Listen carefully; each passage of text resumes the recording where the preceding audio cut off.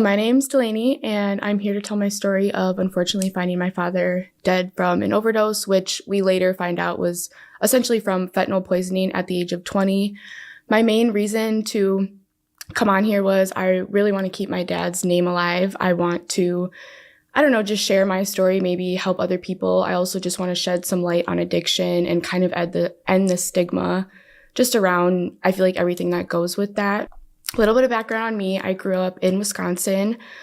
From an early age, I actually lived with my dad's parents. They took me in probably from the age of like a baby till about like 9 years old, just because my dad was already struggling with addiction. My mom was going to school and working full time, so it was just not a lot of time and stuff. I have an older brother and two little sisters, but the sister that is closest in age to me, we are the only ones that share the same father. So honestly, I had a pretty good life living with my yaya and papu. They're from Greece, so that's what I called them growing up. They really took care of me. My yaya was like my best friend. My dad was also really close with my yaya, so I feel like that also made my dad and I a little bit close, still not living together. Around like 8 years old or so, my yaya got sick from thyroid cancer. She ended up passing away not shortly after getting diagnosed. And I also feel like, again, that really spiraled my dad's addiction. My dad also struggled with bipolar and depression. So I think he just didn't know how to handle things. And he, just turned to drugs. He was also his best friend and him started doing it together. So it was just the people he was with as well also. So once my grandma got sick, my mom thought it would be better for me to move back in with her and my dad. So my dad was in and out of the house, whether he was like in jail or rehab or sober living. My mom stayed with him for quite some time before they got a divorce. So then once moving back in with my parents, we were relatively close to my papu still, thankfully.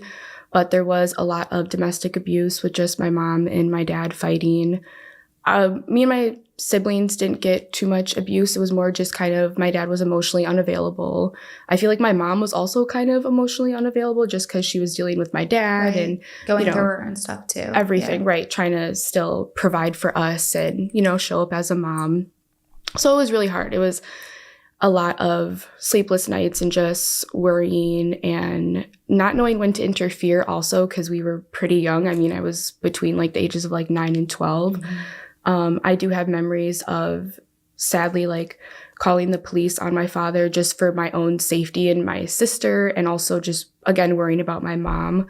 And then I feel like that kind of caused resentment with my dad towards me because it's why bring law enforcement in and stuff. But there was just situations where I felt like it was needed. Yeah. And I don't want people to think it was a horrible childhood or only like bad memories. Like my dad, he was a good person. He was super funny, lighthearted, really caring. He loved children. Like he just liked to, I think my dad was a kid at heart, which made him just like connect with kids more. Mm-hmm. I don't know. He was just a really good person. He liked to play basketball. He liked to skateboard. He was just a normal person. He just dealt with stuff completely different. But I feel like that can get lost. Like when people hear addiction, I feel like it's just, oh, they're horrible people. They steal, they lie. And it's like, yes, that stuff does happen, but that wasn't my father. Deep down, his addiction changed him. I was going to say addiction changes people. Completely. And to be fair, it took me, as a kid, I was just so angry and I didn't understand. And I just wanted him to be like my friends' dads or, like I just didn't get it. But obviously after he passed away, I educated myself more, and within therapy and everything, I learned it is a disease and no one chooses to, be addicted to something. It maybe could start off as like, yeah, I'm going to do this drug, but no one chooses to continue to, live that way. Right. Like my dad was miserable. It's not like he was having fun doing this. So I kind of just wanted to say that too, because there are good memories with my dad. And for a while we were really close. I just had to distance myself for like my own mental sanity and stuff, which was also hard. But yeah, a lot of just anger and confusion. And then so a really big fight happened. I think I was in like 8th grade, maybe transitioning to freshman year, between my mom and dad. And that was kind of the breaking point for my mom. She finally filed for divorce, which I think that also broke my dad. My dad wanted nothing more than a family. Also, my dad was adopted, so not that my grandparents are my family no matter what, and they treated him like family, but I think that also played a part in just my dad struggling to accept himself, accept his life. His sister was, like, his biological sister was not put up for adoption, so I also feel like that just caused a lot of inner stuff with him, trying to figure out, what he did wrong and etc. But ultimately, his mother just had him young, and my dad had a pretty good life with my grandparents. The breaking point with my mom, and that really changed everything. I was kind of fed up with my dad. Him and I lost communication for I want to say 2-3 years during this time. My mom actually remarried. She got pregnant. I had my little sister who's 9 years old, so there's a huge age gap, but she also really helped me get through a lot of dark times, just being a big sister to her. And we moved to a whole different city. We were living way up here in Wisconsin, and we moved the border of Wisconsin and Illinois. So it was a huge change for me. This was also going into my freshman year of high school. So it was a new town. I knew no one. Yeah. I was dealing with all this sadness and confusion and trauma between my dad and his addiction, and, seeing my parents fight like that. So it was really hard. I ultimately struggled a lot. I honestly got into a really bad crowd of people.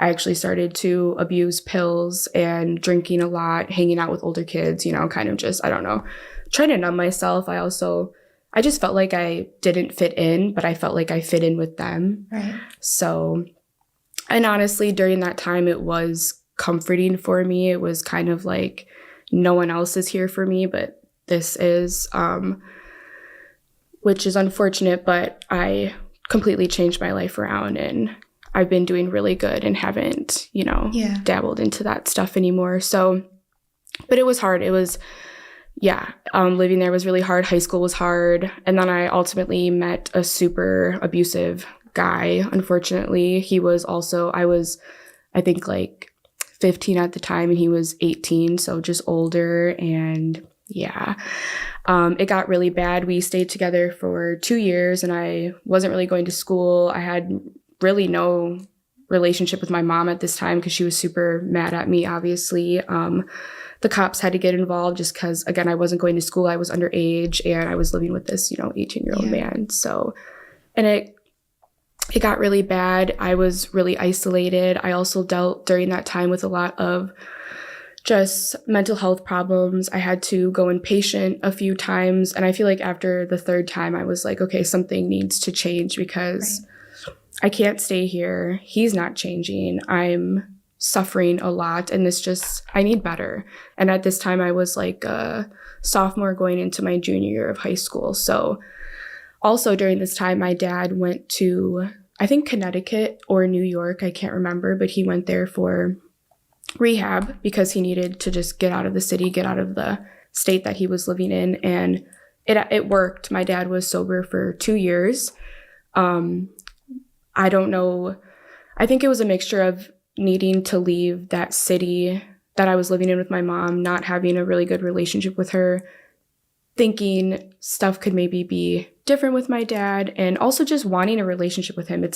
I always wanted a healthy, stable relationship with him, I mean, any child does with their parents. So I don't know. I thought maybe let's give my dad a chance and move back in with him and just kind of see how things go. And honestly, so it first started off with him just coming to visit me and taking me out to go for walks or dinner, just trying to honestly get to know each other again and just kind of rekindle the relationship, catch up on things. And it was good. I had a lot of hope. I saw a lot of growth with him. I thought, stuff might actually be different and continue to be different. And during this time, he was sober, you said, right? He was sober, yes. For 2 years, he was sober. I think this was, again, I think it was sophomore going into junior year. So my junior year came, and I was so done with the relationship. I really wanted to be done, but I kept going back, and I just needed to leave out of the town also. I was a lot of bad people. There was nothing there for me, honestly.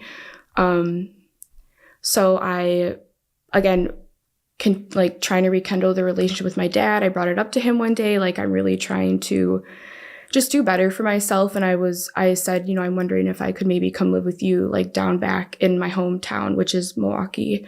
And my sister who has the same father as me, also really didn't like Elkhorn. We also just didn't really connect with our stepdad at the time. So she also wanted to move in with my dad as well.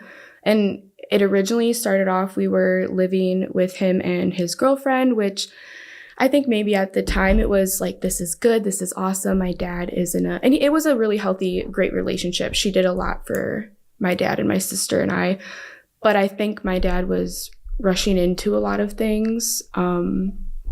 Just moving back home. At this point, he was living back home for maybe like a year and a half, living in sober living. And then he met this girl.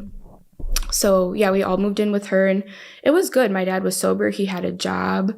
Me and my sister had to go to a new school, which was hard again, but the school was honestly, it was great. Probably the best school I've been to. And I met some of my lifelong best friends from there. So I'm really grateful for that. And I don't know, stuff was good, until it wasn't. I feel like a lot of people, I think that's how a lot of things just go. I don't know what triggered him to relapse or what really happened. I don't even really know exactly when he started to use again. Mm-hmm. My dad kept a lot of things hidden, obviously. He didn't want us to know, I think, out of hope that it would protect us. Yeah. And how was your mom fine with you guys moving back with your dad? I think for me, she was kind of fed up. Right. With just do your thing. With my sister, I think she didn't want her to. Okay. I think she thought it was kind of a bad idea. Again, at the time, we both thought this was the best plan or option, like, for us. Again, hindsight, it was. Looking back at it, I'm not sure. Yeah, me and my sister, I don't know, we weren't ever really, we're way closer now, unfortunately, but fortunately. But back then, and we're 3 years apart, so we're constantly just bickering. I was going to say, I think that's normal too. Like, so even with my best friend, her and her sister, when I look back in high school, they even say it too, like, they weren't as close, but now they're super close. Like, as you get older and both people mature, it's like, I think the dynamics change completely. So different. Yeah. Right. And now I look at her as like a best friend. Before it was like, you're just my little sister, But like, leave me alone. Right. It's so different. Honestly, I'm grateful she came with me though too, because I don't really know I don't know what I would have done without her when it got like really bad and everything.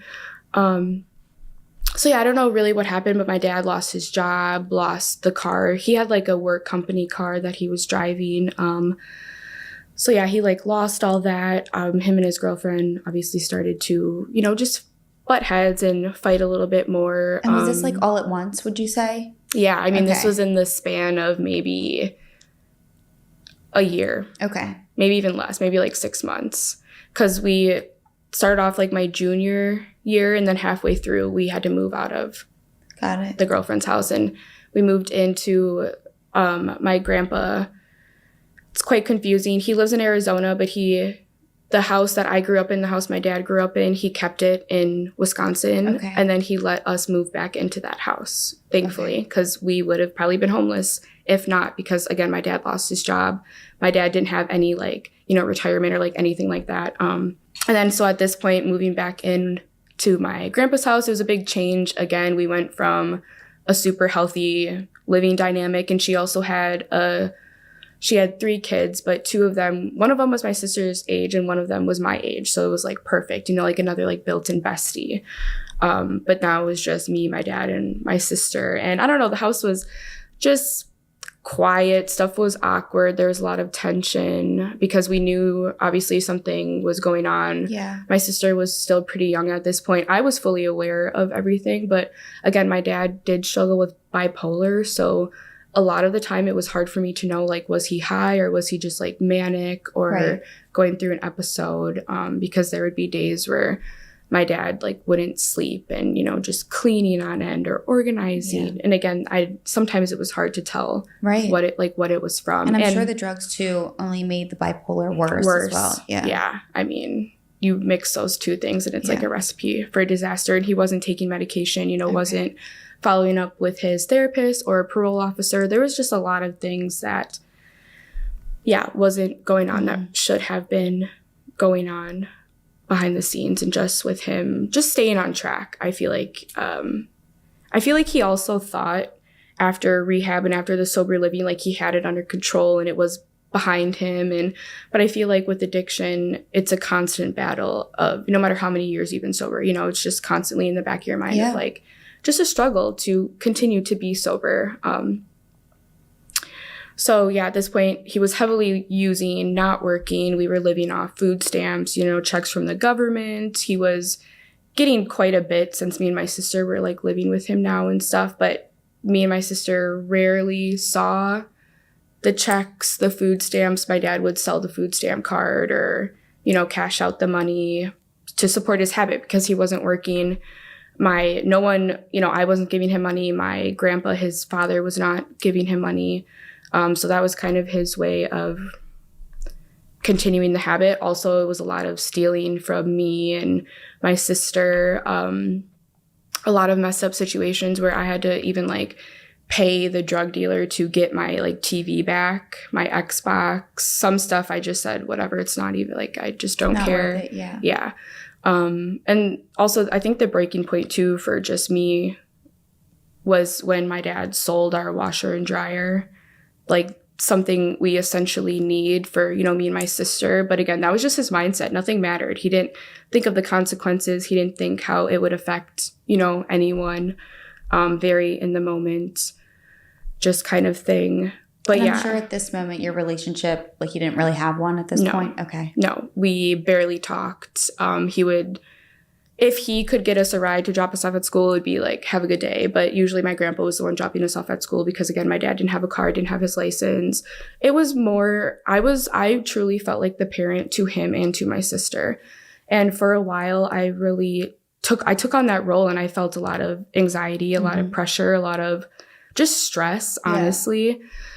And also at this point, me and my sister were heavily arguing too because I was, trying to keep her safe from my father. Not that he would intentionally harm us, but just the addiction and just, again, it can be an unsafe environment. Very unsafe. His anger issues. And there was a period of time too, again, like the later years where he was bringing other addicts over to the house and they would use in the house. And again, times I had to call my grandpa or the police and just say like, I just feel really unsafe. I had to live there. I had to sleep there, shower, and just, I don't want just some random person staying in our back room, right? And there was a lot of that. And again, just a lot of arguments with my dad. I felt really hopeless too. It's like, what can I do? Because no matter what, he will continue to do what he wants to do or do what he feels like he needs to do. So it was just so many mixed feelings. And at the same time, I still love my dad. I always loved him, always will.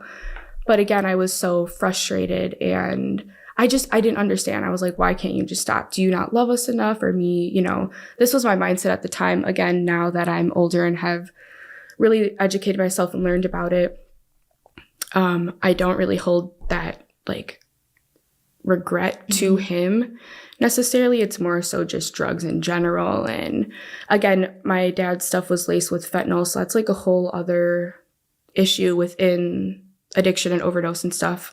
But I'll probably talk more about that a little later. Yeah. So the stealing, the lying. I also felt like there was a lot of just manipulation. Not that he was trying to be manipulative, but again, he just didn't want us to know. And I also think my dad thought he maybe somewhat had it under control.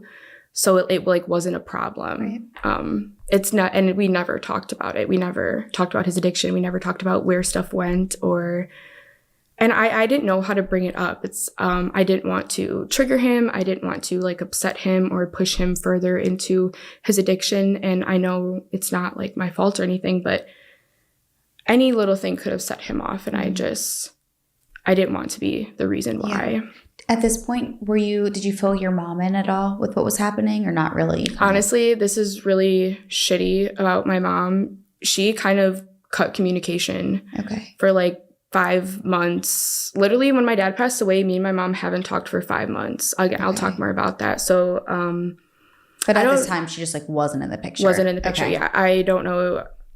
I still struggle with this because my mom still kind of isn't in the picture, and it really affects me. I don't know if it's just because she has her own stuff going on or she's just mentally checked out. I truly don't know. Right. It's something I struggle with now because it's hard, right? Because like you said too, and I feel like any child wants a relationship with their parents, right? And that should be the norm. And especially now that my father is gone, there's no redoing that relationship. At least with my mom, there's still time to rekindle. Right, definitely. I don't know if she'll watch this or not, but maybe if she does, maybe it'll push her to just communicate a little more. But at this point, I've kind of came to terms with I'm done fighting and begging her to communicate and to be super present in my life. Because it for a while, especially like when my dad first passed away, it caused me so much more pain. And I just already had so much pain. I couldn't continue to like...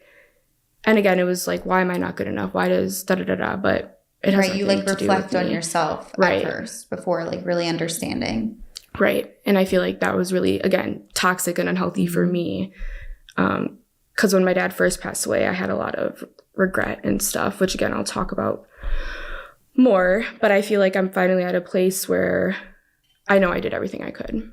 But it was really hard. It was really hard. So yeah, my mom was kind of not in the picture. If anything, my Papu, my dad's dad, he at this point, he was also transitioning to move to Arizona, which was really hard for me. He was kind of like my only like stability, I guess. He was like my safe place, especially with my dad and everything. So that was really hard for me during that time as well.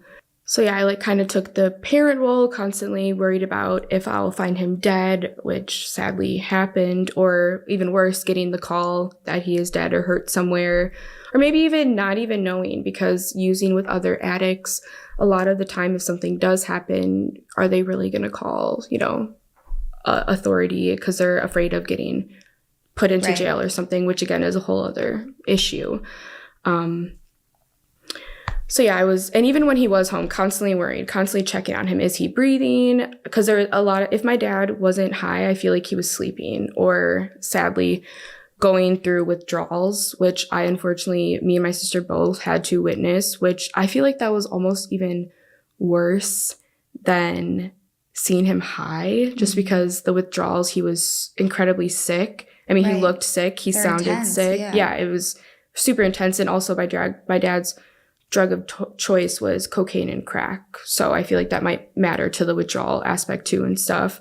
Also just, again, being laced with fentanyl. The withdrawals were horrible. I would hear him, moaning and groaning like on the couch or in his bedroom. And again, wanting to interfere, but not wanting to. And also I feel like too, after so long, I tried to pretend it wasn't even happening. Yeah. Like I didn't want to deal with it. I felt so hopeless. Like what can I even do? I've said everything I wanted to say, or again, maybe not even said anything because I don't want to like trigger him. So yeah, it was one of those things that like, I'll just pretend I don't hear it, blasting music or going in the backyard or just leaving the house. It becomes like the norm almost. It is. Yeah. And that's also when I knew like it's getting really, really bad. And this is also when I knew my sister needed to leave. So this was, I think, going into senior year, maybe halfway through senior year. Everything's kind of a blur the last couple, like honestly, the last 3 years of living with him because stuff was just so bad. So again, it was either between like junior to senior. My sister ended up moving out because I was like, you can't stay here anymore. Yeah. So she moved in with my mom's parents. We've always been close with my mom's parents, thankfully. So she moved back in with them, and it was hard for her. Again, she had to switch schools. I mean, her and I both went to 3 different high schools in a matter of like 3.5 years. Like it was tough. But it was the best choice for my sister. And I really had no other option. I was in like my senior year. I wanted to finish it off. My plan after was to like, you know, move out and just figure stuff out, which I don't know, that ended up not happening. I'm still living in the same house, but I am working, and like I actually just started college in March. So that's been like super good for me just to stay on track and like be focused on something. So yeah. So like fast forward, like the last, like not fast forward, I guess maybe just a couple months of just, again, I don't really know what happened or how I got through, but I did. So like the last like 2 to 3 years living with my dad. So this was when I was graduating high school. So it was between the ages of like 18 to 19. Also, this is when COVID happened. So obviously a lot of people struggled with mental, or like it spiked, you know, mental illness and stuff. And it definitely affected me and my dad a lot. I mean, I was dealing with severe depression. I also feel like my anxiety got worse, obviously, during that time and it skyrocketed. My dad's mental health, his addiction. So during the time of COVID, were you just like, was it both of you just in the house all the time for the most part? Yes. Okay. And I actually adopted a dog during this time, which he literally like saved me. I don't really know how I would have gotten through without that. I didn't have my license at the time. You know, I didn't have a car. So yeah, it was super isolating. Again, there was so much just tension in the house. It never felt like home. Right. It never felt comfortable. And it sucked. It was rough. Again, I feel like COVID kind of is a blur to that whole year, but I do remember this is when I really started to pick up like my art again. I've always loved art. I've always like used it kind of as an escape for me, especially like after stopping the drugs and the alcohol, and even just like being inpatient. There was so much like art therapy that we did and stuff, which I just connected with it a lot. So during COVID, I actually started like a art business, like a jewelry business. I needed some motivation. I needed something. And something to do. Yeah. Exactly. Definitely. And it was something I enjoyed, you know? So, and yeah, I lost my job because at this time I was working at a restaurant. So obviously everything had closed down. You know, trying to get unemployment was really hard. And then again, my dad wasn't working. So yeah, it was really dark for both of us. And then also during COVID, and this was about a year and a half before my father passed away. So my father passed away December 8th, 2021. So this was, probably like 2019, 2020. My father overdosed twice from fentanyl poisoning. Thankfully, I was home, and I know, because again, I would check on him just periodically. Okay. So I noticed like the first time, it was both times before the initial death, it was like in the living room, and we had like 2 couches in there. The first time he was on the big couch, the second time he was on like the smaller couch, and he was just kind of like slumped over, and I just initially knew like something's wrong. And that was from the drugs being laced, right? Being laced, okay. Yeah. So every time that I'm aware, and I'm sure my dad overdosed when I was young, but I don't, no one told me about that. I don't know about that. So all the times that I am aware, it was because it was laced with fentanyl. Okay.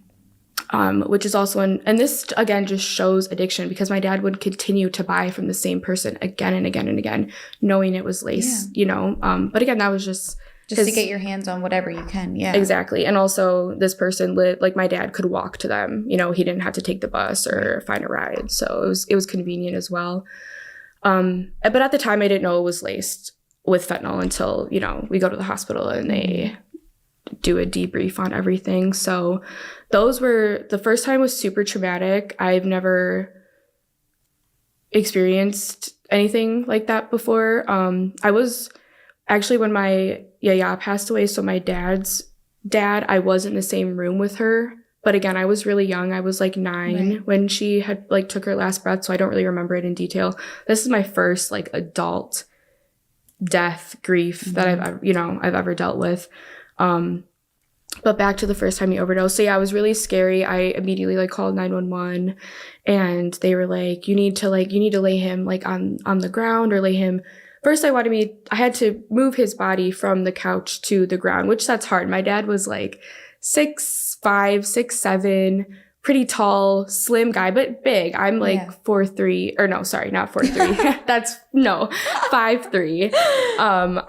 don't have a lot of muscle. So like, and that was really traumatic. He was not breathing. He was, you know, lifeless. He wasn't like super cold or anything, but he was really pale. It was definitely on the verge of like not being able to be resuscitated. So they like explained to me how to do CPR. And at first I told them like, I don't think I can do that. Like, I don't think I can literally, like, I don't think you understand right now. Like, he's not breathing. I don't feel comfortable doing that. And they were like, I know, sweetie, but like, you know, you need to, I'll walk you through whatever. Thankfully, I had to do it for maybe like a max of like 5 to 10 seconds because we live really close to the fire department. Like, it's like literally a block away. Okay. So they were there pretty fast, thankfully. But that was awful and traumatic, just seeing him, touching him, everything.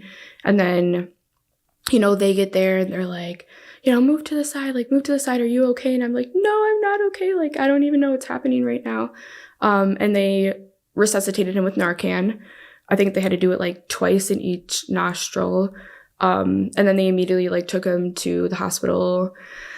And I was just left speechless. I remember calling my papu in Arizona and I explaining what happened. And I'm like, you need to figure out like what hospital he's at. Like, you need to go make sure he's okay. Because again, at this time, they weren't really telling me anything. I'm just kind of the daughter. They even asked like, what's his like parents' phone, like his mom or dad's like phone number. So yeah. And then at the hospital, nothing was said about anything. He didn't bring it up. I think he might have a couple days later said something of like, I'm really sorry you had to like witness that. But I think at the time too, I just wanted acknowledgement. I wanted a thank you. I wanted like just I'm sorry you had to like witness that was something, but I just wanted it, needed more. I ended up being like PTSD from that situation. And then for it to happen so that first overdose, I think was like 2019 in like August or April. And then the second overdose, again from fentanyl poisoning, was in April of like 2020. And then my dad passed away a year after that. So there was some time between the overdoses, but not much. And again, it's kind of truly a blur. Like after the overdose, I think, again, I was just so focused on graduating high school. 2019 is when I graduated. So I just had a lot going on, trying to figure out life after school. And obviously nothing went as planned just because I felt like I couldn't leave my dad alone or like by himself. So then about 6 months, like after that overdose, he overdosed again, which was in the living room, just on the opposite couch, same kind of position, just like slumped over. And after I felt guilty for having this thought, because my first initial thought was like, this again? Yeah. Like, are you kidding me?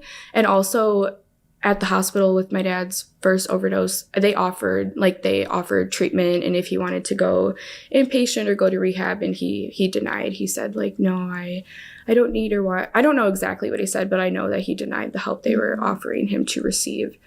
Again, which my dad was just super lost in his addiction.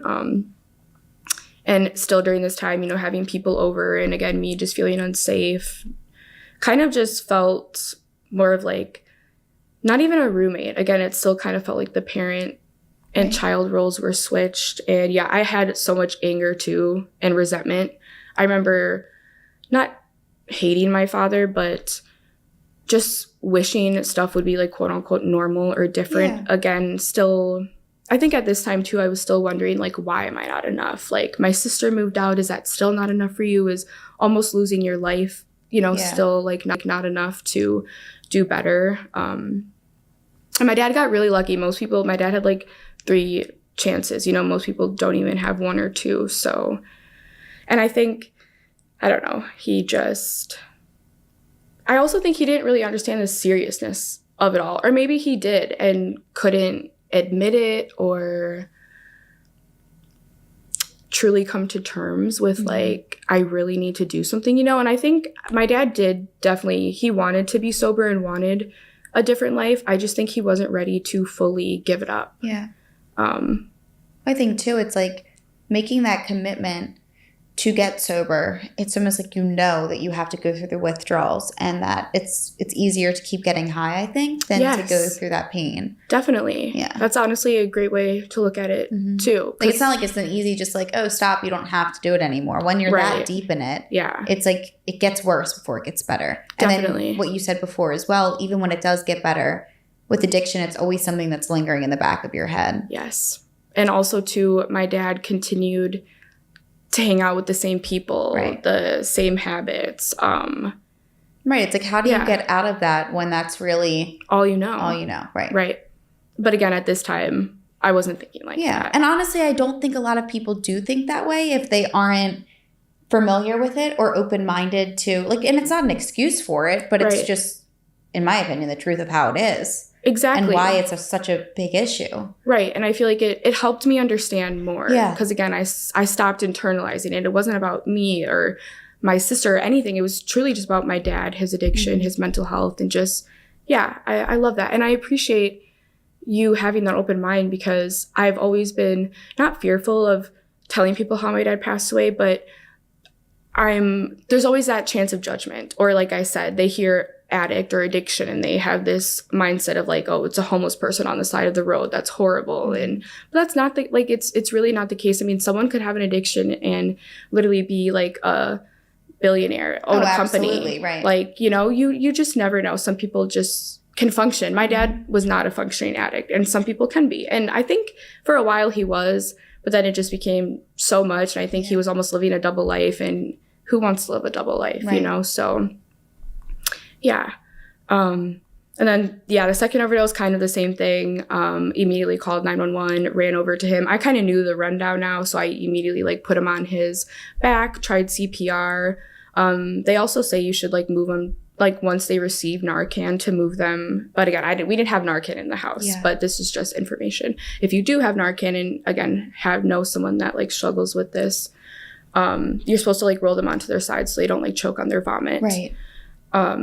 But again, it was awful. And I remember, like, one of the fire department, like, one of the men said, he was like, weren't we here, like, last year or something? And I was like, yeah, you were. And then again, them just asking me, like, are you okay? Are you hurt? It's like, I'm not hurt, but I am just so not okay from everything. Yeah, and mentally and internally, it's like, no, I'm not no, okay. Right. How could anyone be okay from this? Again, just more trauma, more PTSD, like, more anxiety from that. Once again, he denied treatment. Once again, we didn't talk about anything. And I think at this point, I think I knew we weren't going to talk about it. So I still wanted it, though. Yeah. Again, I just wanted some acknowledgement of, he didn't even have to say sorry. I just wanted him to be, like, aware. Exactly. And again, I wanted him to understand how much this really was affecting me. Again, kind of just a blur. I think at this point, I definitely graduated. I was just working. I became a nanny after COVID happened, which also loved that. I feel like that saved me too. And you can come if you want. She's like, I don't know. I know, she loves to cuddle.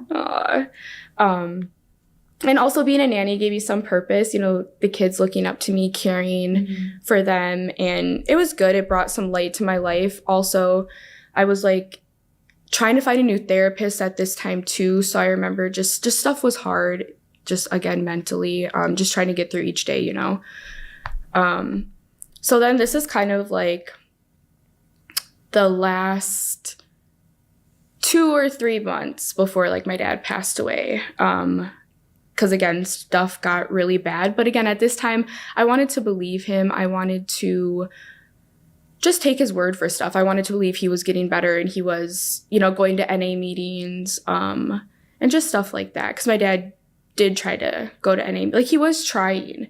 But again, I think it was, like you said, it was easier just to continue to get high rather than, really doing this. And it is, like, a lifelong commitment, too, of staying sober and, working through everything. So this is, like, maybe, like, 2-3 weeks, maybe even a month, like, before my dad had passed away. He said he was going to go up north with a friend to, like, do some work. Because at this time, my dad was not working a real job, but he would sometimes take just like side jobs or like cut people's lawn or just, again, random stuff to get money. But again, I thought he was doing better. I don't know. I think I just wanted to believe like he's going up there for work and it's nothing suspicious. I think in the back of my head, I knew like maybe just be a little bit. Yeah, like the chance is there. Exactly. Especially, I don't like, why are you going up north? But whatever. Again, too, I think I was just trying to pretend everything's fine. It is what it is. So yeah, I thought he was up there working, and we stayed in touch a little bit when he was up there. Cause again, I'm just kind of checking on him like, hey, how's stuff going? What have you been doing? I mean, he was sending me pictures. Like it looked pretty legit. And I wouldn't find out till later that he was up there using with this guy, because I found out from his sponsor, which again, I didn't even know my dad had a sponsor, like at his NA meetings. Again, we didn't talk about really anything that dealt with his addiction and stuff. So I was clueless, but this guy showed up to his memorial because we had like a celebration of life for my dad. And thankfully, a lot of good people came, and one of them was his sponsor, and he went up there to like speak about my dad, and he brought up like those, because I guess my dad reached out to him because he said stuff was getting bad up north. He owes people money. The using is getting out of hand, and he doesn't know what to do. And his sponsor offered to like go pick him up. He was like, "Do you need a ride? I can come get you." And I think my dad was like in the Dells or just somewhere like up north in Wisconsin. And my dad was like, "No, I have a ride tomorrow and I'm going to go stay back with my daughter." And he messaged me like that night. And I think he just said like the guy he was with like wants to keep working or wants to like do another job, and my dad's like done or something. So I was like his excuse to come back and stay with me. And I kind of gave him an ultimatum. I was like, yeah, you can come back and stay here, but no drugs in the house, no using, no random people over. And that was the first time I've directly like put your foot down. Yeah. And let him know I know what's going on. Yeah. And I knew he knew what was going on, but like the first time you're like vocal about it. Yes. And it was kind of empowering, and he took it sounded like he was taking me serious. He was like, "Yeah, no, like I've been doing better. That's not gonna happen, you know, da da da da da." So I'm like, okay, whatever. I'll take your word for it. So like the next day he comes back home, and he was normal, like stuff was fine. Like he wasn't really giving me any like clues of like whatever had just happened up north and stuff. So then I think again that was like a week or maybe 3 weeks before he had passed away, and no one was over. I didn't see or hear him use. I didn't see or hear withdrawals. He was working with this other friend who, they actually have the same name. They're both named Mike. And this guy was one of like my dad's true good friends, you know. Because my dad had a lot of friends, but they were more so just using together. So the night before my dad passed away, I knew something was wrong. My best friend was over at the time, and she knew my dad pretty well, sober and not sober, because she's been my best friend since like 7th grade. So when everything was really going on with like my mom and him and stuff, and my dad was just like in my room,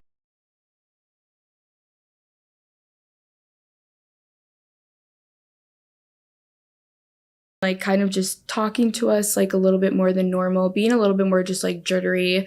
But again, my first thought was like, he's just manic right now, like it's whatever. But my best friend, she's a nurse, so she was like, I think he's out. And she told me in private once he had like walked away, and when she was leaving, like we were outside, and she was like, I'm not trying to like, you know, upset you or make a big deal about something that it might not be, but like your dad's acting kind of weird.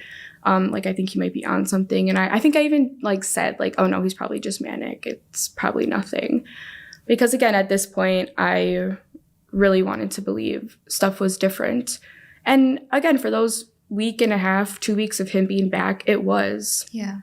And sorry if I'm saying like different weeks. Again, it's kind of all just blurry, a blur. But I remember it being relatively soon that he passed away after coming back from up north.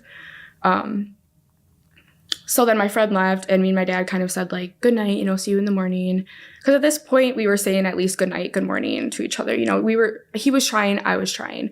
I was trying to not be so angry. I was trying to give him the benefit of the doubt. And I just was trying to be nicer too. I felt like for a while I was really like standoffish with my dad, almost kind of just like bitchy, honestly, because again, I was just so fed up. I didn't know what to do. I was sick of pretending also. I mean, that was exhausting, just pretending everything was fine with him and I and just with him. So yeah, we said goodnight. I went to bed.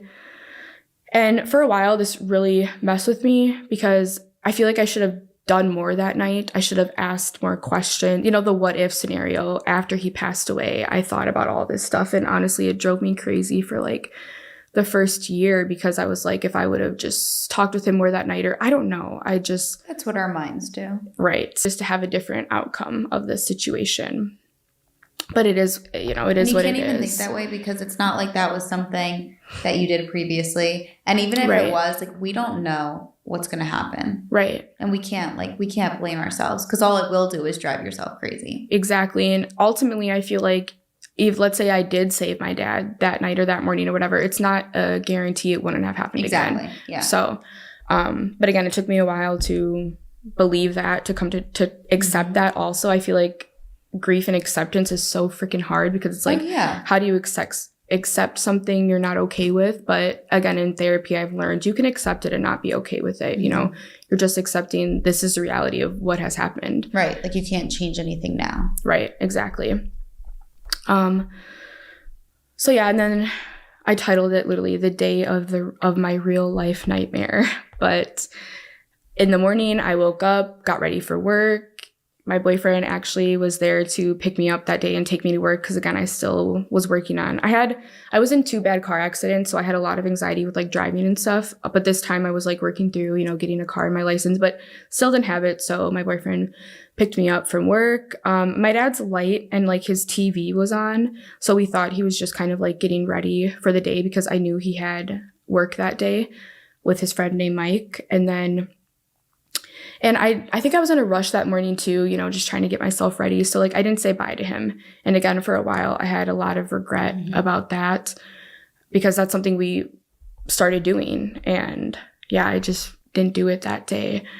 And I didn't know that would be, you know, the last time I would see him or speak to him was the night before. So not like, I think I was on my lunch break or so. And at this time, yeah, I was working with kids, so couldn't really be on my phone a whole lot. And I was on my lunch break and, you know, just checking like my messages or whatever. And I was kind of surprised my dad didn't text me. Usually he would have, or he would even sometimes he would send me like a quote from like the Sober app he had. And so on like 2 days before my dad passed away, he sent me like a Sober quote about like how our mistakes and our failures like don't define us or something like that. And it just broke my heart that he passed away like 2 days after, you know, because again, I think during that time, I knew how bad it was, but I didn't know how bad it was because, again, we didn't really talk and I was trying to pretend everything was fine. And then him sending me those quotes and I was like, you know, he's really trying, he's really doing better. So it just really broke me. And again, that showed how much he really did want it to a point, I feel like. So yeah, I'm on my lunch break and his friend texts me and he's like, hey, I'm at the house. You know, your he's not answering his phone. He's not answering the door. He was like, I hear your dog barking. Cause again, I had my dog there with my dad. And also my dog loved my dad. Like my dad took really good care of him, especially when I was working or just out and about. So I was like, yeah, that's super weird. Like that's not like him. My dad was super just like on time for stuff or early, like always just ready. That's how I am too. So it was weird. And him and I were kind of going back and forth of like, you know, what do we think we should do? I can't really leave work. I can't leave these kids here just like by themselves. The parents, you know, not working from home. So they were like actually at work. It was a tough situation. So we were like, let's have a welfare check done just because I don't know what's happening. You don't know what's happening. And there was no way for like my dad's friend to get into the house without like breaking anything and stuff. So we had a welfare check done. The police went to the house and they kind of like looked around. Unfortunately, all of the like blinds were down. There was nothing suspicious enough for them to feel the need to enter or like to legally enter. So they didn't enter. They said they didn't see anything suspicious. Maybe he's just sleeping. And I think I remember saying to my dad's friend, like, you need to tell them to look at his record. Like, he has a record of overdosing. And I think they also said, like, legally, if I'm not there, they cannot enter. And I literally said, do what you need to do. Like, I just need to know, like, what is going on. But ultimately, they didn't enter. After I had a lot of anger with that, because I was like, again, this was my mindset of like, what if they did enter and they could have saved him and stuff would be different. And then I wouldn't have had to be the one, or even if they couldn't save him, just then they would have found him and like not me and stuff, you know? So yeah, that was really frustrating. And again, I was at work trying to take care of like 3 kids. So it was stressful. And at this point I was freaking out because I knew something was wrong. And I just kind of had to stick it out through work. 5 o'clock came around. I ordered an Uber because again, I wasn't driving. That felt like the longest time waiting for the Uber. I lived like 9 minutes from the place I was working at, and that 9-minute drive literally felt like an eternity. I remember just sweating, freaking out. I was calling my grandpa and I was like, something's wrong with Dad. Like, I'm not home yet, but I know something's wrong. And he was like, you know, trying to reassure me, you don't know that. Maybe he's just haven't been on his phone. And I was like, no, something is, you know, definitely wrong. But everyone was just trying to keep me calm. And I think everyone also wanted to not think worst case scenario, but I've already seen worst case scenario happen. That's all I could focus on. Yeah. And it just wasn't normal, especially for him to not at least text me back or at least like read my messages. Because again, at this point I was calling him, texting him, just freaking out. I remember saying like, don't let me find you like borderline dead again. Like, I can't deal with this. Like, I need you here. You know, just let me know you're okay. Like, stuff like that. Obviously I never received a message. I get to the house and,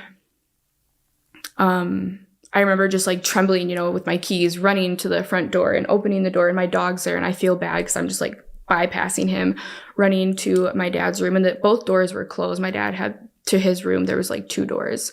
Both of them were closed, and I immediately, again, planning, unfortunately, for worst case scenario, I just opened the door, bust through, and he's laying on the bed, again, slumped over, almost like same position as on the couch, but he's like fully laying back because it's on the bed.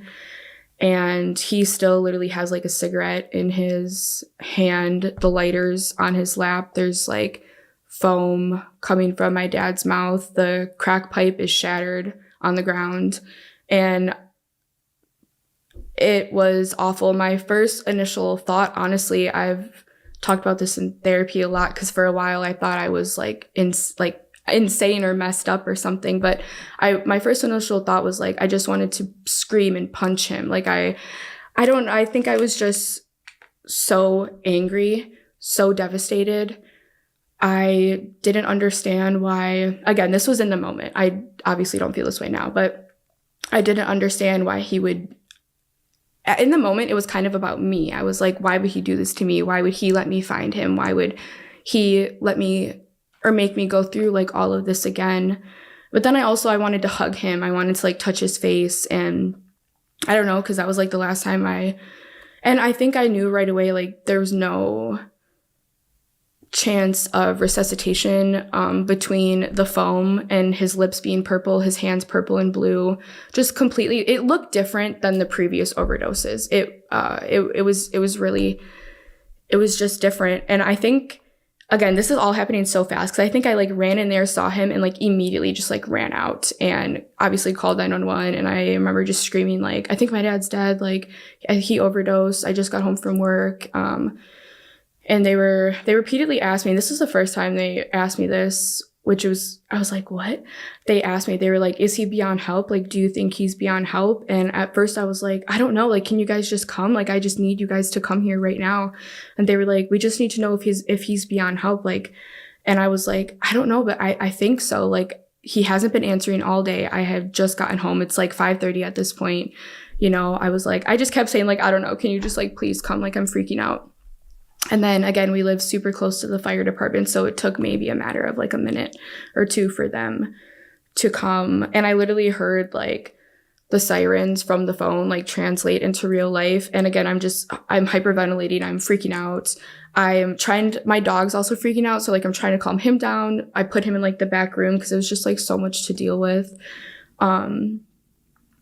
And I don't know, I just remember crying, not believing it. And I remember I was asking them, I was like, are you going to help him? Like, are you going to, like, he needs to be helped. And as soon as they went in there, they were like, he's beyond help. Like, there's no way we can resuscitate him. The EMT said, just by the look of him, he's been deceased for quite a few hours. So that was awful, devastating. I felt like my world was literally falling apart right in front of me. My heart literally fell to the ground. And I remember just sobbing, just on the ground, just crying.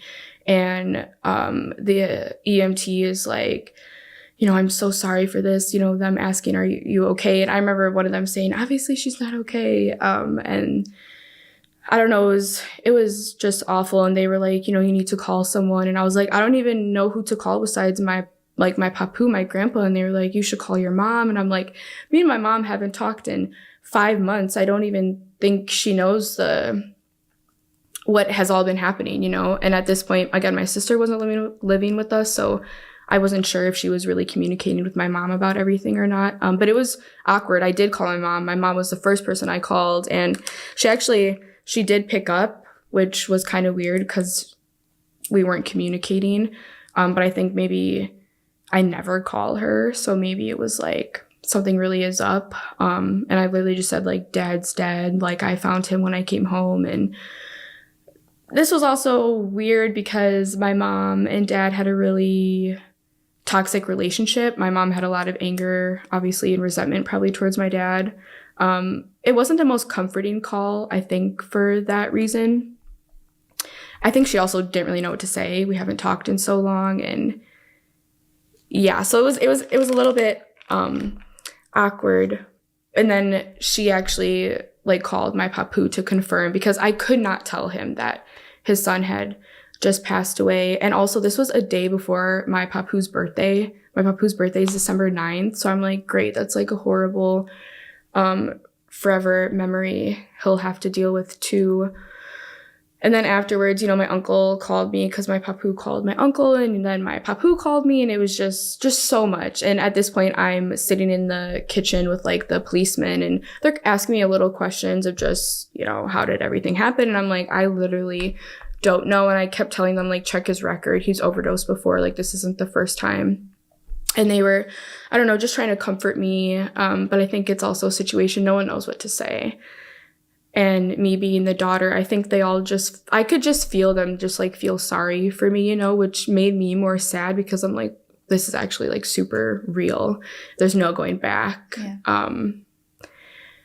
Yeah. That I don't even remember how long it was from finding him to just like waiting and being in the house because we had to wait for the medical examiner to come and people had to come take pictures of, the quote unquote like crime scene. They also did call it a crime scene, which also just made me bawl more because I'm like, this literally like can't be happening right now. And I think I was just in such obviously shock, disbelief, also because it happened twice before and he was saved. So I was like, why is this time so different? And yeah, the best way I can describe it is just literally doom.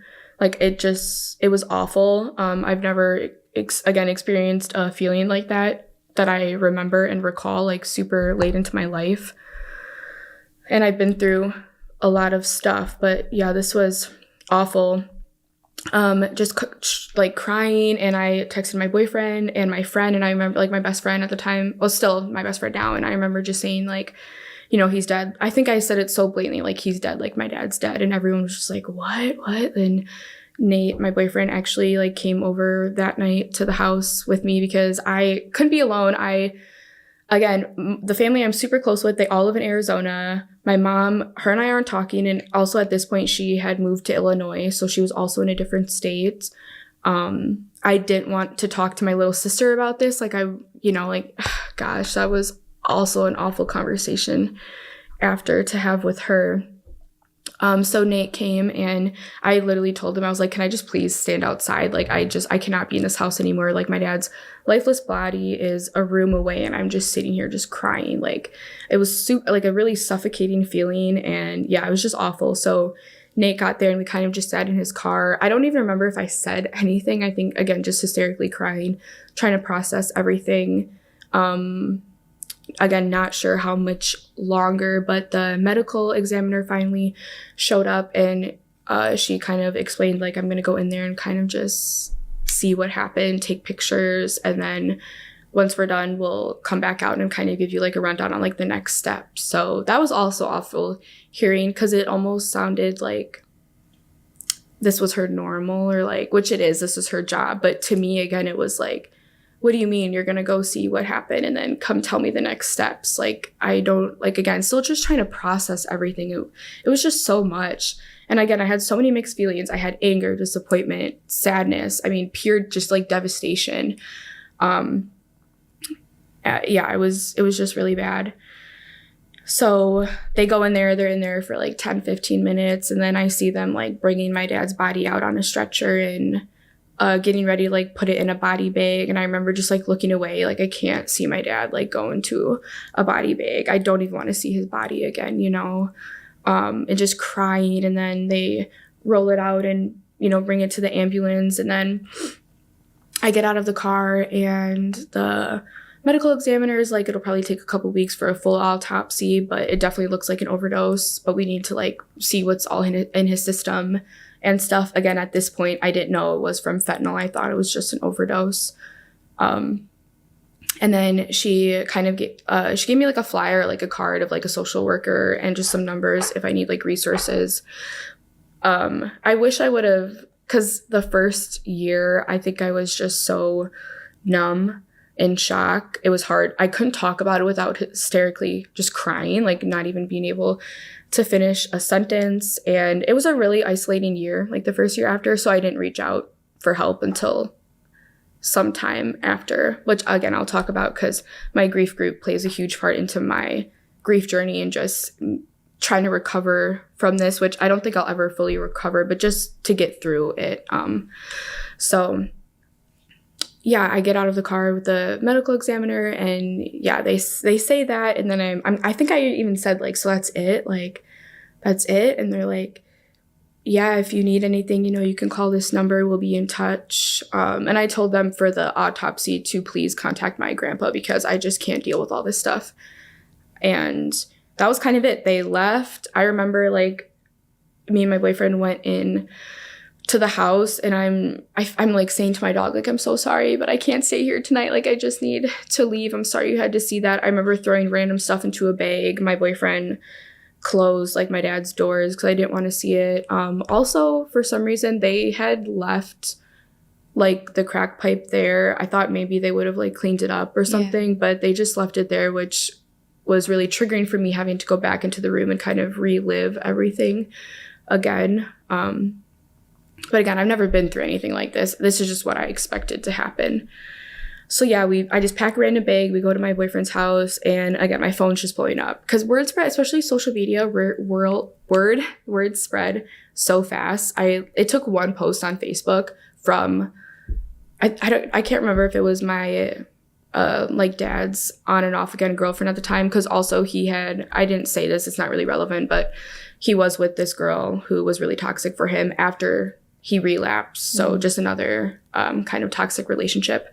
So it was either her and I had a lot of problems, but it was either her or like his best friend, Mike, who he was supposed to work with, that like made a post. And then instantly, you know, everyone's messaging me on Facebook. People are calling me and I'm just so overwhelmed.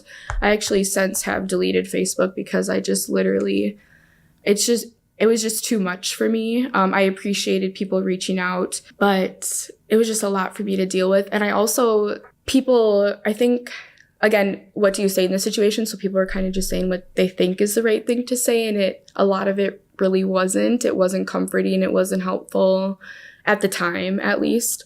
And also the constant memories of just like, you know, Facebook memories of like a year ago with your dad, or even just having the desire to like look at his page and just like cry for hours. I think maybe if I come to a point to like look back at that in a lighter, happier note. But for the first year, I just couldn't. It was really devastating for me. And also a lot of people were saying like, it'll get easier over time.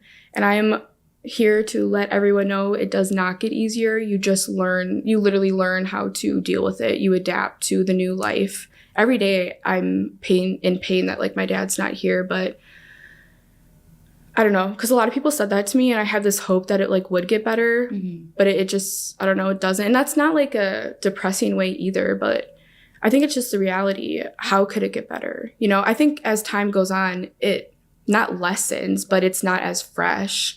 So the feelings aren't as intense. But I'll be 3 years this December and I could still say it hurts just as much as it first did, you know? I don't know if that's comforting or not comforting, but I was just frustrated when people were saying it'll get easier and just stuff like that, because also you just don't know. And for some people, maybe it does. And maybe it will for me. I'm not there yet.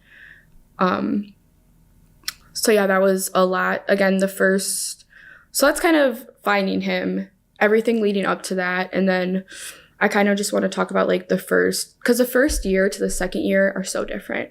The first year, I think you're still at least for me, I was still in shock. I was still, again, trying to just process everything. I was also trying to still be a person, figure out my life. I still had to work. I had bills to pay. And that's the other thing. There was a lot of stuff to figure out after my dad passing. My dad didn't have any like financial stuff because again, he really wasn't working and stuff like that, but just me transitioning, living alone in a huge house, the transition of just everything. The first year was a huge transitional period for me mentally, physically, in life in general. At this time, again, still I was trying to find a new therapist. I was like going through insurance changes, stuff like that. The first year was really isolating. I felt like I just couldn't show up in the way that I obviously used to be able to. But I took time for myself. I did jump back into work right away, but I feel like I'm a person who I thrive off routine and stuff. Like I needed that, you know, I needed to work. I needed to have a steady schedule and stuff like that. That helped me a lot. And then randomly, maybe like, so my dad passed away in December. I think this was like February, March, April, sometime around that time. The firemen who saved my dad's like the first initial overdoses.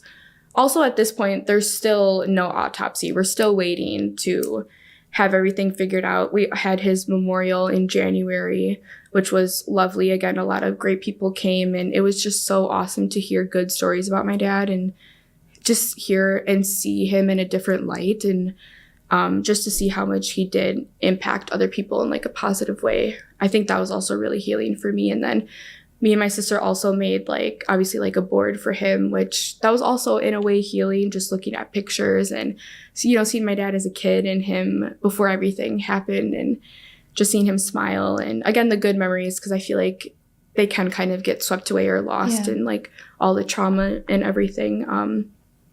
So yeah, a couple months after he had passed away, the firemen came to the house. They were actually giving out Narcan kits for free, which I thought was awesome. They said they were kind of just going around the neighborhood and seeing who wanted or needed them. And they remembered me and remembered my dad. And they were like, "Is your dad here?" And I was like, "No, like my dad." And then I started just crying because again, this is so fresh. And I'm like, "No, he passed away in December from an overdose." And they were like, "Oh my gosh, we're so sorry. Like, are you like getting help or like for this?" And I'm like, "Honestly, not really." I explained like trying to find a new therapist and stuff. And they were like, "Well, we have," I don't know her direct terminology, but I call her, she's like a resource lady. So they said she kind of helps people in different situations find resources for their specific situation. So they gave me the card and, you know, said sorry. And they were like, "Do you need the Narcan kit?" And I was like, "No, like I don't do that." And it's not needed. But I said, "I love that you guys are doing this. More free, accessible stuff like this needs to be talked about and known about, because again, I feel like with addiction too, a lot of people are afraid and shameful of getting help, or it's costly also. I mean, rehab, like when my dad was in rehab, my grandpa was paying, my papu was paying for everything. So there's a lot that goes into it. But yeah, I thought that was awesome. And I reached out to the resource lady, and literally like within a couple days, she found this grief group for me. It's called GRASP. It's GRASP, and it stands for Grief Recovery After a Substance Passing. So it's specifically for people, could be drugs or alcohol even, specifically for people who lost someone to, addiction. And I emailed her. She got back to me like right away. They had a meeting set up, I think like a week after, like the next week. And I went, and I mean, it literally changed my life. The people I met there have impacted my life tremendously. I don't think I could have gotten through the first year without the grief group. And then eventually I had found a new therapist, and I'm still currently working with him, and he's great too. But the grief group was so specific for what I needed. I think it really, really helped me. My grief group leader, Jill, she's amazing. Her and I have gotten really, really, really close. She sadly lost her son to addiction. There's like 2 other people there who have lost a parent, but most of them have lost a child to addiction. And the GRASP group, I asked her, and she said it's in the USA and possibly Canada. You can literally just type up on Google GRASP, like grief recovery, and they'll have the website and resources of where they are, emails. And it's free. It's completely free, which again, we need more stuff like that. I've never heard of a grief recovery group or like anything like that. So if anyone else again is going through grief from a substance passing, or maybe even if you're struggling with addiction, GRASP can have a ton of resources for you to use. And again, it's completely changed my life. I'm still going. I don't go as much just because, again, so much happens between the first year and the second year. I'm at and again, this year will be 3 years in December. So I'm just at such a different place than when I was when everything first happened. I have healed a lot. Again, I don't really struggle with like the regret at all, really. I just struggle with obviously the desire to have my dad here, for stuff to be different, for the outcome to be different. I have a lot of trauma and, like I said, PTSD from the whole situation, and even just my childhood of seeing things, a child shouldn't have to see between my parents, and just with my dad and everything. But grief, the GRASP group changed my life, working in therapy. And it's not even like, I've put in a lot of work within those things. And I've also put in so much work just within myself, outside of therapy, outside of grief group. Again, just trying to educate myself on everything, doing healing things. I've read so many grief books that actually have really helped. And a lot of the grief books I've read have like resources within them too, or just like exercises to do. Because I feel like it's you can go to therapy and do this stuff, but if you're not actively putting in work outside of it, and even in it and during, you won't see a lot of progress. But again, it wasn't easy. And for a while, like the first year, it's not that I didn't care to get better. I just thought I couldn't. I thought it'll always feel this way. How could it get better? How could I? And for a while it was like, how can I live with this? How can I live every day feeling this way? And certain days I still kind of feel like that, like, wow, I literally have to live my whole life with this.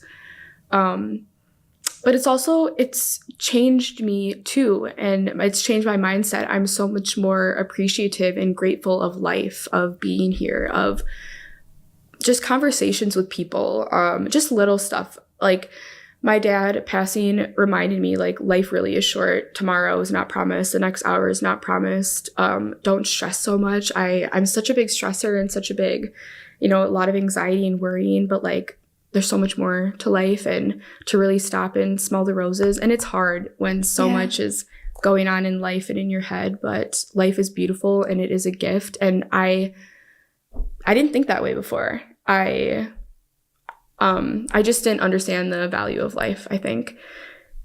And not that I am grateful my dad passing has changed my mindset, but it has helped me.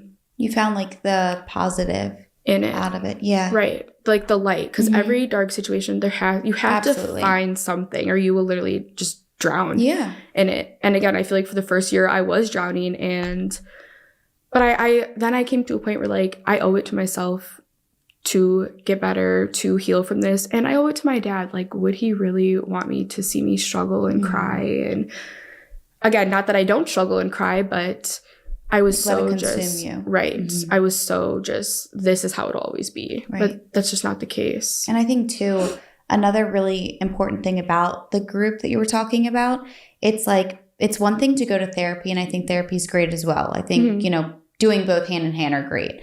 And both great resources. But I think having a therapist to talk to and just open up to is great. But then having a group where people actually have been through like the same thing and can relate to you, I feel like it's a completely different type of therapy. It is. And I think that's why it's important to utilize both, or every sort of resource that you can find, whether it's reading and that group and therapy and whatever else that comes up. But I think that it can be really helpful and help you not feel so alone in what you're going through as well. And that's exactly it. Because again, the first year I was like, no one understands. None of my friends had a parent who struggled with addiction or alcohol. Again, at least not to my knowledge and not to the extent of passing away from it. So it was really isolating. It was a super alone feeling. And again, the stigmatization about addiction and stuff like that. And the grief group, it was the first time I felt super understood. Yeah, and probably more comfortable to actually like share and talk, and not like you felt judged in any way with your situation that you were going through. Right. It was a super comforting, safe place to completely be open about everything. Because even like with friends and stuff, my best friend, she knows everything, but like other, it's again, I don't want them to judge or to have this ideal of like what addiction is and what my father was like and stuff. Because again, there's so much more. It's so much more than that. And my dad was a good person. And if it wasn't for the drugs, my dad would have thrived in life. My dad, again, he was super good at basketball. Like, he probably could have seriously been in like the NBA or something. He was really passionate about it too. It can be really easy to kind of shut yourself off from the outside world. Yes. And not want to open up and just want to battle everything within ourselves, because that can feel easier. But then I think once you're able to kind of break out of that shell and accept help around you. Not that that's that easy at first either, but I think once you're able to kind of start that process of healing, you start to realize like, okay, what's the light in the situation? How can I start helping myself and also kind of spreading awareness and helping others? And that's exactly what you're doing now. Right. And it really hasn't even been all that long. Like you said, it's only been like a few years. Yeah. So as time goes on, that's only going to get, I think, better, and you're only going to become stronger from everything and feel more healed. And it's not about forgetting or having things get easier. It's just about, I think, getting further in your healing journey and feeling a little bit better and more like you have a better understanding of what happened and where you are now and how it has impacted you in both positive and negative ways. Because with everything that happens in life, it affects us good and bad. Right. But I think it's just about how we handle it and react, and how we can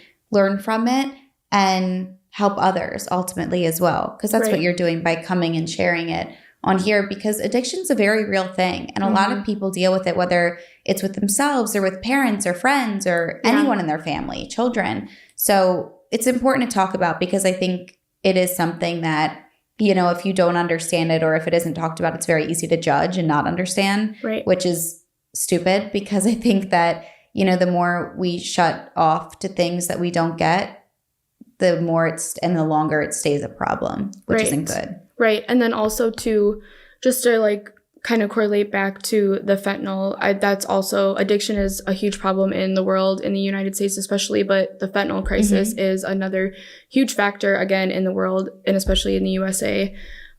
Because if it wasn't for the fentanyl, my dad would still be here. Like, each time he overdosed, there was not, like, the medical examiner, like the autopsy people, there was not enough cocaine in his system or crack in his system to essentially pass away. The fentanyl essentially like killed my dad, like almost, because you just don't know what you're getting. Right. You don't. Yeah. And that's what I think anybody should know, because even in general, if you think you're doing something innocently and you're not in some deep addiction yet, or in general, you don't know what you're getting. Right. Who knows? That's why you have to be so careful. Yes. And I know they offer like fentanyl kits and stuff. I know some of them aren't super accurate, but some of them are. And like I said, there are a lot of resources out there to use safely if you need to use. Or there's also my grief group talked about it's called like the Never Use Alone hotline. I can like send you a link for that too, because people can literally call them and they don't get police involved. They just kind of ask you like what you're taking, where you're located. And I think they can even like track, like pinpoint where you are in case you like stop responding to them like on the phone, and then they can have someone come. And I think there's mixed opinions on that. Some people are like, why are we giving them resources to use? But no matter what, again, people will use regardless. So I think we should at least try and have it be somewhat of a safe, like, conversation. Right. And not just, again, throw them into jail too. Because also a lot of time my dad was arrested, and I think he should have been into rehab or to a mental hospital rather than jail. Something that can like help. Right. Yeah. Yeah. So that, again, I feel like that's also another topic and situation. Which again, I think fueled into my dad's addiction and just not getting the help that he truly needed. And then also, sorry, kind of circling back to like the first year and the second year, because like last year for me was the second year, and I feel like everything was a little bit more real. Everything was a little bit more intense, like anniversaries, holidays, you know, stuff like that. It was like, wow, he's like, you know, really not coming back. I'm still, again, pretty early on into this year.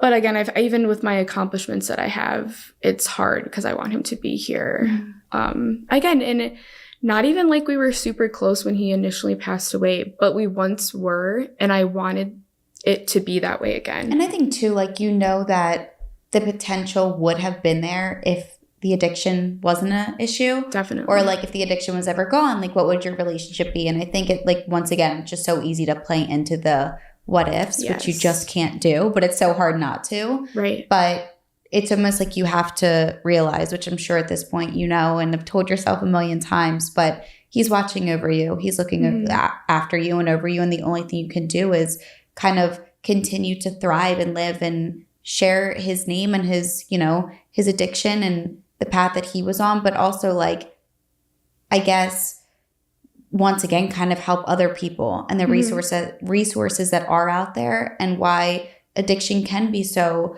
you know, not can be, but why it is so important to talk about and share, and why it is so dangerous and bad, because it can start. So I think it can start as something that you think isn't a big deal. And then before you know it, you're just down a path that isn't simple to get out of. And it affects everybody around you. It does. There's it's like this quote that like addiction kills the addict, and also like the family and the ones around them, because it does. I mean, my dad's addiction, and I didn't go too deep into it because, again, I wanted the main focus just to be about like finding him, and but it caused a lot of, like I said, tension in the family, arguments, especially with like my yaya and papu. My papu was always a little bit more hard, a little bit more stern on my dad, and my yaya was a little bit more giving, almost enabling in a way. But I mean, that was her kid, so she just wanted to do what she felt like she wanted or needed to do for him. And there was a lot of division between like my grandparents, because my papu was like, we can't keep helping him and this and that. But again, at the end of the day, right, that's her son, and she doesn't just want to give up. And again, that was my dad. I couldn't just give up. And there was a time, like I said, where I had to like put up boundaries and like kind of distance myself.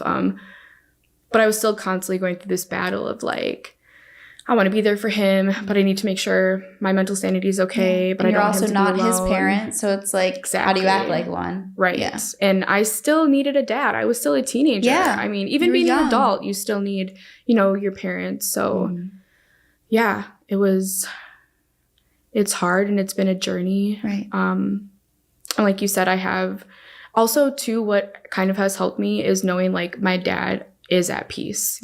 He has found his happiness. He's not struggling anymore. Exactly. And sometimes I'm like, well, dang, but we're all kind of still struggling down here without him.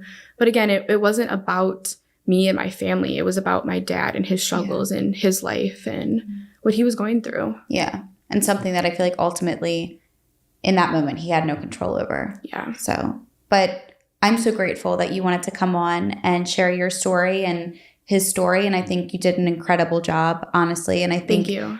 There's so many people, like I said, that can benefit from this kind of story, whether it's a friend or a family member or even themselves that struggle with addiction. Right. Because it's very real and it's something that should be spoken about. And it's a very important topic. So thank you so much thanks for wanting to share it. Seriously, you did an amazing job.